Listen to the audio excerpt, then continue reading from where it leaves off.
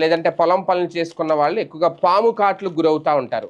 పాము కాటుకు గురైన వెంటనే కావాల్సింది ఏంటి అంటే యాంటీ వెనం అనేది కావాలి. అది ఆ పాము మన ఒంట్లోకి ఎక్కించిన విషాన్ని ఇమీడియట్గా విరగ్గొట్టేస్తుంది అనమాట. విరగ్గొట్టేసి మనిషిని బతికిస్తుంది. అయితే ఇప్పుడు తాజాగా కొంతమంది పరిశోధకులు ఒక వ్యక్తి రక్తంతో ఈ యాంటీ వెనం అనేది తయారు చేస్తున్నారు. దాదాపుగా అది సక్సెస్ అయిందట పరిశోధకుల అంచనా ప్రకారం. ఎందుకంటే పాము విషం నుంచి అత్యంత విస్తృత స్థాయిలో రక్షణ కల్పించే విరుగుడు ఏంటి అంటే యాంటీ వెనం అనమాట. దాన్ని అమెరికా శాస్త్రజ్ఞులు అభివృద్ధి చేశారు.